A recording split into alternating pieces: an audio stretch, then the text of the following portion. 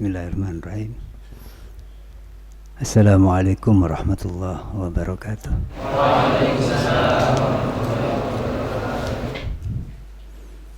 Alhamdulillah alladzi hadana li hadza wa ma kunna linahtadiya laula an hadana Allah.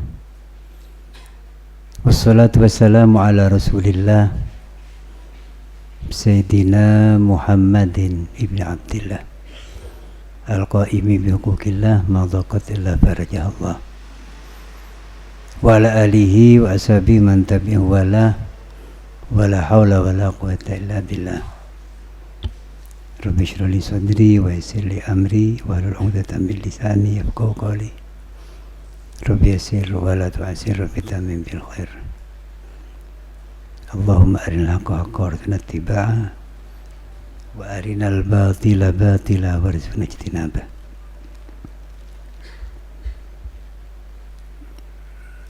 Yang saya hormati pengurus pesantren, khususnya pengurus pondok mahasiswa Nurul Jadid, serta teman-teman mahasiswa. Ada mahasiswinya ini? Ada nyambung. Oh ya, dan juga mahasiswi atau yang hadir dari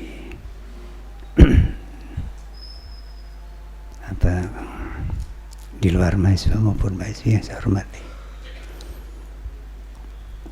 Alhamdulillah, bersyukur kepada Allah Subhanahu wa ta'ala pada malam hari ini kita bisa dengan taufik hidayah serta inayahnya bisa hadir untuk memulai kegiatan rutin yang insya Allah ini tiap bulan, yaitu tentang kajian atau pengajian ya, tentang akhlak dan tasawuf. Ya mungkin kalau bagi mahasiswa itu kajian, tapi sebetulnya harus juga merupakan pengajian. Sebab kalau kajian itu biasanya hanya berkutat kepada keilmuan atau wacana, sedangkan pengajian itu di samping keilmuan juga lebih menekankan kepada pengamalan atau amaliyah. Memang untuk melakukan suatu amal, termasuk dalam melakukan amal ibadah, dibutuhkan ilmu ya. Jadi tanpa ilmu orang bisa keliru atau bisa tersesat. Karena itu ilmu itu harus al-ilmu qoblal amal, ilmu sebelum beramal. Tetapi ilmu saja tanpa diimplementasikan dalam bentuk amal atau pengamalan, maka ilmu itu berarti tidak berguna. Ya, sebab ilmu itu ada dua macam. Jadi dalam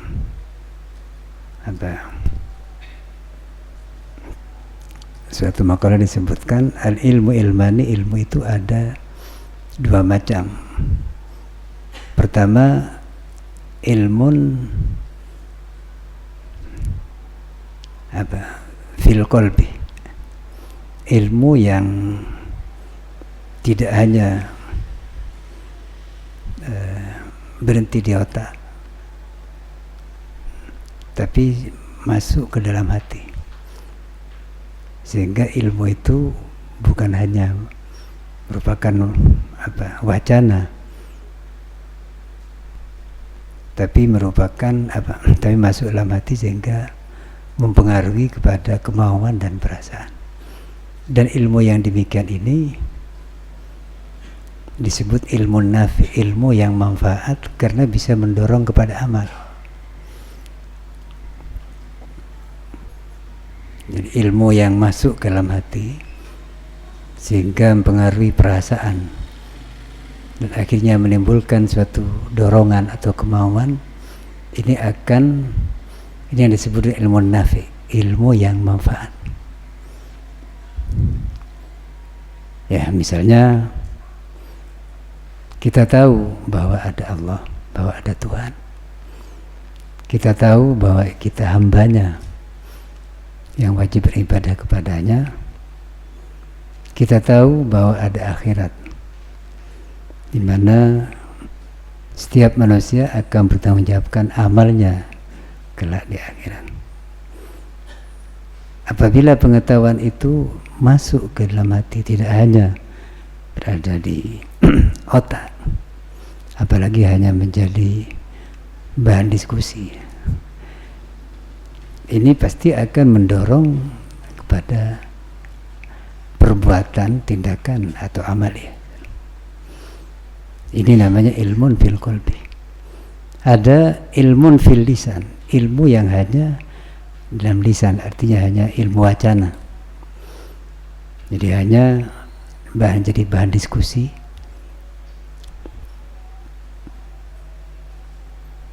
atau bahkan mungkin bisa jadi bahan perdebatan, tapi tidak masuk dalam, tidak mempengaruhi perasaan, sehingga tidak menimbulkan dorongan dan kemauan.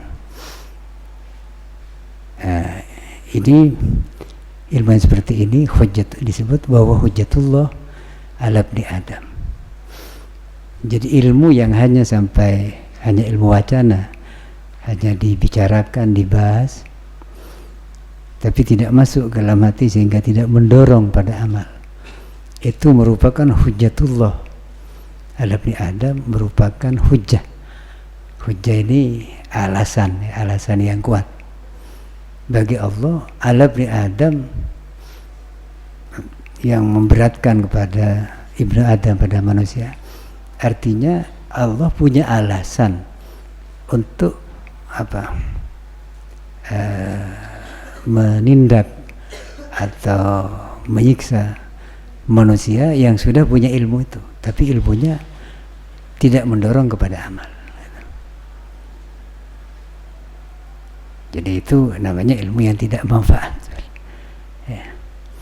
Jadi ilmu itu kalau tidak manfaat justru menjadi beban bagi manusia yang memilikinya. Nah, orang yang bodoh, tidak tahu, kemudian dia melakukan suatu pelanggaran, mungkin kalau memang dia tidak tahu sama sekali, mungkin dianggap bukan pelanggaran karena dia memang tidak tahu. Atau kalau dia tahu tapi pengetahuannya sangat dangkal, mungkin juga tetap dianggap pelanggaran, tapi mungkin masih agak dimaklumi. Jadi misalnya orang awam melakukan pelanggaran, itu mungkin agak dimaklumi karena memang ya bisa dikatakan wah dia awam, gitu. Maklum dia awam. Apalagi memang tidak tahu.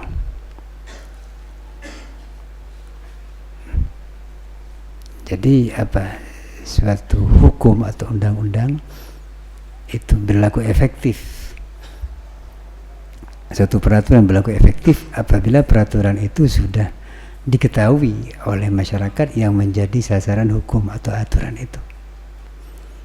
Karena itu ketika suatu peraturan itu belum diketahui masyarakat, itu belum berlaku. Ya. Karena itu pasti undang-undang itu diumumkan, disosialisasikan pada masyarakat. Dalam Al-Quran disebutkan wa ma kunna mu'adzibina hatta nab'atsa rasulan. Kata Allah, kami tidak akan menyiksa, tidak akan berikan tindakan atau sanksi kepada suatu kaum sehingga kami mengutus Rasul untuk menyampaikan aturan-aturan kami, syariat kami kepada mereka. Jadi orang yang memang betul-betul tidak tahu itu tidak terbebani atau tidak mukallaf. Ya. Itu barangkali sebabnya mengapa orang gila itu tidak mukallaf. Karena dia memang tidak bisa menangkap pengetahuan, tidak punya kesadaran. Anak-anak juga tidak mukallaf karena anak-anak itu sekalipun mungkin dia punya akal dan bisa mengetahui, tapi akalnya belum sempurna. Orang yang lupa begitu juga tidak terbebani oleh suatu hukum. Tetapi orang yang punya ilmu dan dia sudah sadar, dia sudah mengetahui akan aturan-aturan, tapi kemudian dia melakukan pelanggaran, ini apa saudara? Tidak bisa dimaklumi lagi. Ya, dia sudah punya tanggung jawab atas apa perbuatannya. Ya, jadi ini kajian kita dalam tentang tasawuf ini janganlah hanya sekedar kajian, tapi juga pengajian, artinya untuk kita amalkan.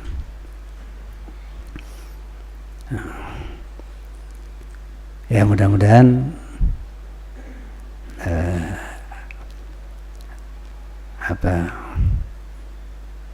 ilmu yang kita bahas tentang ilmu tasawuf ini oleh Allah dijadikan ilmu yang manfaat, yang tidak hanya berhenti di otak kita, tapi masuk ke dalam hati kita. Apalagi ini ilmu yang kita kaji ini memang ilmu tentang hati, ya. Jadi ilmu tasawuf ini memang harus menggunakan akal kita untuk masuk ke dalamnya, tapi jangan berhenti di situ. Kita terus apa yang sudah kita ketahui kita masukkan ke dalam hati kita, sehingga akan pengaruhi kepada perasaan dan akhirnya akan mendorong pada suatu perbuatan atau amalia. Jadi tasawuf ini melibatkan akal dan dzauq dan perasaan. Bahkan ada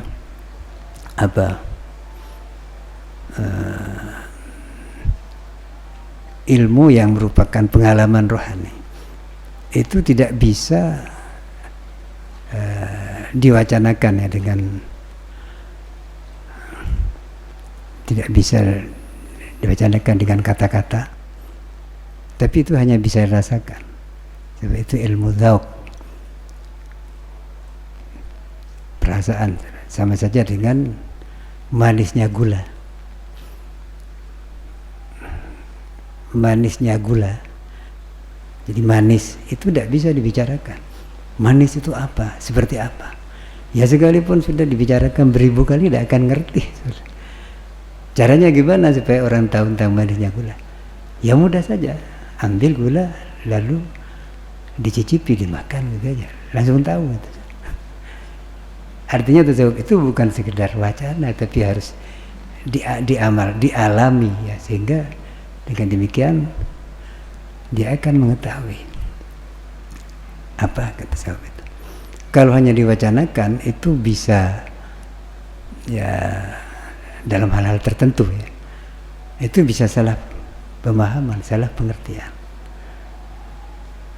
Misalnya, maaf, ini dalam ada beberapa istilah tasawuf yang sering disalahpahami. Misalnya seperti ittihad. Ittihad itu apa? Penyatuan atau persatuan, yang dalam bahasa Jawa disebut manunggal. Yang maksudnya di situ adalah bersatunya hamba dengan Khalik, dengan Tuhan, atau manunggalin kaulo lan Gusti. Nah, ini kalau difahami secara logika saja tanpa mengalami ini tidak bisa. Bahkan itu bisa menimbulkan tuduhan misalnya itu sesat atau syirik. Sebagaimana makhluk yang substansinya berbeda dengan Tuhan akan menyatu. Ini kalau tidak malah bisa keliru paham. Yang dimaksud di situ bukan persatuan atau menunggalnya ada Tuhan dengan makhluk, tapi yang dimaksudkan adalah begitu tunduknya, begitu patuhnya seorang hamba kepada Tuhannya, sehingga seolah-olah diri hamba itu sudah sirna atau istilahnya fana, ya. Dan kemudian kehendak hamba itu karena sudah sangat tunduk dan patuh kepada Allah, sehingga seolah-olah hamba itu tidak punya kehendak nafsu. Dari kehendaknya itu sudah melebur kepada perintah Allah, sehingga apa yang diperintahkan Allah itulah yang menjadi kehendaknya, dan akhirnya juga apa yang dia inginkan juga menjadi kehendak Tuhan. Jadi orang yang begitu itu biasanya diberi karomah oleh Allah, sehingga apa yang dia inginkan, apa yang dia angan-angankan itu menjadi kenyataan. Allah menakdirkan sehingga menjadi suatu kenyataan. Ini yang kadang-kadang dikatakan mustajab doanya atau manti pengucap gitu. Jadi kadang-kadang ada mengatakan jatuh, kemudian jatuh gitu. Nah ini itu kan berasal dari hamba itu sendiri yang berupaya bagaimana mengikuti perintah Allah dengan sungguh-sungguh, sehingga akhirnya apa yang dia kehendaki Allah juga menghendaki. Antara kehendak dia dan kehendak Tuhan itu sudah sama, sudah paralel. Jadi dalam satu hadis disebutkan innalillahi ibadan idza aradu arada. Jadi manusia Allah itu mempunyai beberapa hamba yang ketika hamba-hamba Allah itu berkehendak menghendaki sesuatu, Allah menghendaki hal yang sama, artinya paralel antara kehendak dia dan kehendak Tuhan. Ya, jadi itu salah satu contoh yang sering disalahpahami dari materi-materi ilmu tasawuf. Kenapa? Sebab tasawuf itu tidak bisa hanya diwacanakan, dilogikakan, tapi harus dialami. Dan ketika orang ingin memahami tasawuf, dia harus masuk, terjun ke dalamnya. Tidak bisa hanya jadi pengamat dari luar. Jadi, padahal sekarang ini banyak yang ikut membahas tasawuf itu bukan orang yang melaksanakan tasawuf, bahkan tidak mengimani ajaran tasawuf itu sendiri. Misalnya banyak para orientalis, ya, orang-orang barat yang membahas tentang ilmu tasawuf, itu yang dibahas hanya kulitnya, hanya bentuk luarnya. Nah ini yang kadang-kadang sering menyesatkan, sehingga banyak tuduhan macam-macam, ya, tasawuf dianggap sesat. Itu karena memang melihatnya hanya di luar. Seperti Shahibul Hikam, yaitu Imam Ahmad bin Atha'illah As-Sakandari. Beliau itu seorang faqih, ya, dan seorang sufi yang seorang sufi ahli tasawuf itu mestinya harus dia ngerti fikih dan juga akidah. Jadi seorang sufi itu harus ilmunya harus cukup tentang syariat. Sebab hakikatnya tasawuf itu adalah pengamalan syariat secara utuh dan secara totalitas. Hakikatnya begitu. Jadi agama tidak dipilah-pilah menjadi fikih, menjadi akidah, dan menjadi akhlak. Jadi secara utuh. Imam Ahmad bin Atha'illah As-Sakandari, pengarang kitab Hikam, itu dia seorang faqih, seorang ahli fikih. Ayahnya juga begitu. Bahkan kalau tidak ini seorang qadhi ayahnya. Tapi awalnya Imam Ibnu Athaillah As-Sakandari itu awalnya beliau tidak suka ya kepada tasawuf itu ya, tapi memang juga tidak langsung memvonis salah, karena beliau orang alim. Tentu tidak mudah, orang yang betul-betul alim itu tidak akan mudah memvonis sesat atau memvonis bid'ah macam-macam, kecuali dia harus tahu sendiri, harus klarifikasi. Tapi beliau awalnya memang tidak suka pada tasawuf. Kemudian, tapi karena dia memang seorang yang alim sungguhan, sehingga tidak mudah menuduh-nuduh orang sesat, dia klarifikasi, tabayun dulu. Dia pergi pada salah seorang guru tasawuf yang akhirnya menjadi guru beliau, yaitu Imam Abul Abbas Al-Mursi. Beliau datang, kemudian bertanya, akhirnya timbul diskusi antara beliau dan Imam Abul Abbas Al-Mursi ini. Akhirnya Imam Ibn Athaillah tahu bahwa tasawuf itu sebetulnya tidak sesat, bahwa tasawuf itu adalah justru pengamalan syariat yang yang paling benar lah, andaikan dikatakan nilai begitu. Sebab memang secara utuh, secara total. Akhirnya beliau berguru kepada Syekh Abul Abbas Al-Mursi itu, dan akhirnya beliau justru punya kelebihan ketimbang gurunya. Kenapa? Sebab Imam Ibn Athaillah ini sebelum mendalami tasawuf, beliau itu sudah mendalami fikih duluan, gitu, di samping akidah. Sehingga beliau, gurunya itu mengatakan bahwa muridnya ini kelak akan melebihi dia sendiri, gurunya itu, karena dia menguasai dua ilmu, yaitu ilmu zahir dan ilmu batin. Jadi syariat zahir dan syariat batin. Sebetulnya syariat itu tidak ada lahir batin ya, sama. Hanya ada yang zahir itu bentuk dalam bentuk amaliyah zahir. Kemudian yang batin itu ya amal batin, amalnya hati. Sehingga beliau banyak karangan tasawuf, termasuk kitab Hikam, kemudian At-Tanwir, dan banyak sekali merupakan seri-seri tentang tasawuf itu. Akhirnya beliau dikenal sebagai tokoh sufi, bukan sebagai tokoh fikih. Tapi jangan kita lalu mengatakan bahwa beliau bukan orang alim fikih. Dan sebaliknya, para fuqaha, orang yang terkenal dengan fikihnya seperti Imam yang empat, Imam Abu Hanifah, Imam Malik, dan Imam Syafi'i serta Imam Ibn Hanbal, itu beliau dikenal sebagai seorang fuqaha, seorang ahli fikih.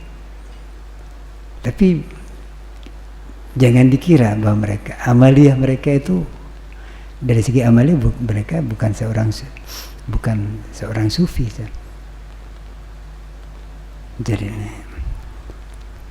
Jadi sekali lagi, tasawuf ini adalah sebetulnya ilmu tentang syariat, tapi bukan hanya yang mengatur amal zahir, tapi juga mengatur amal batin, amalnya hati. Saudara-saudara, sebab ilmu syariat, yaitu ajaran agama Islam,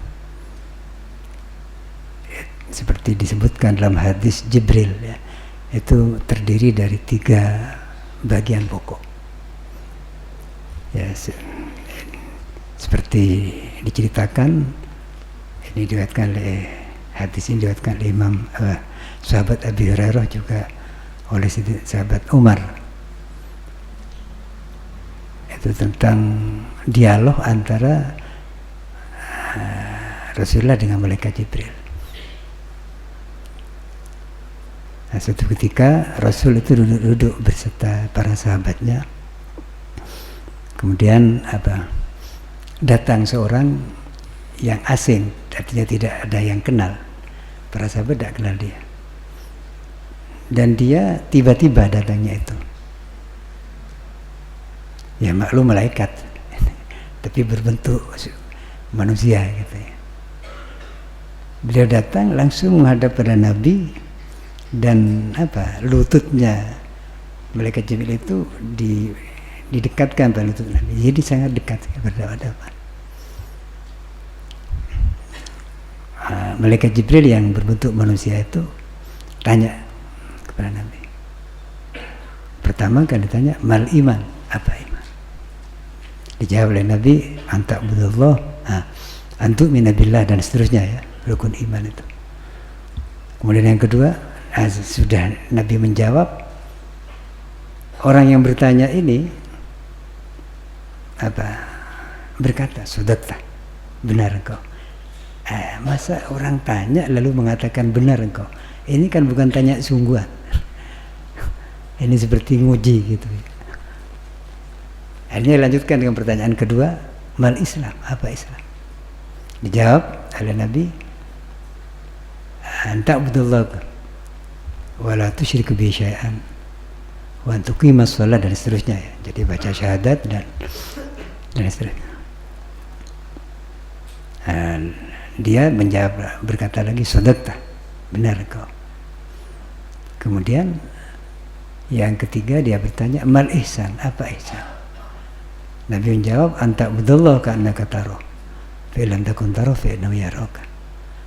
Jadi ihsan itu adalah kamu beribadah kepada Allah seolah-olah engkau melihatnya. Seolah-olah artinya tidak melihat sungguhan. Fa illam takun tarahu, jika engkau tidak melihatnya, memang hanya orang-orang tertentu yang bisa melihat Tuhan, terutama nanti di surga. Jika kamu tidak bisa melihatnya, fa innahu yaraka, maka sungguhnya dia Allah itu pasti melihat engkau. Itu ihsan. Itu ihsan ini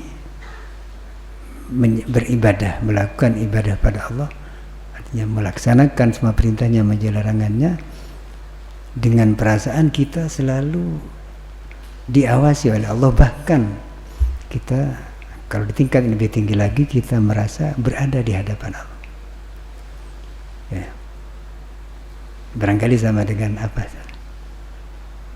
ketika kita ujian. Ya. Kalau ujian di kelas ada pengawas, kita kan tidak berani kita macam-macam nyontek atau buka buku, karena kita merasa diawasi. Sekalipun kita tidak melihat pengawasnya ada di belakang misalnya. Ya. Kalau di depan tambah-tambah, ya. Di belakang atau di depan sama saja, kalau kita yakin bahwa ada pengawas. Ya. Itu salah satu contoh daripada ihsan.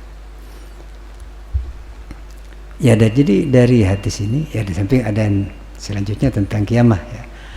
Jadi bertanya, mata sa'ah, kapan hari kiamat itu? Nabi menjawab, mal mas'ul bi'alam minasail. Orang yang ditanya tidak lebih tahu ketimbang yang menanya. Sebab hari kiamat itu urusan Tuhan. Yang tahu hanya Allah. Tapi yang kita garis bawahi dari hadis ini, bahwa ajaran agama Islam atau syariat Islam itu terdiri dari 3 bagian pokok. Pertama tentang iman, yaitu masalah akidah. Jadi iman ini adalah pengetahuan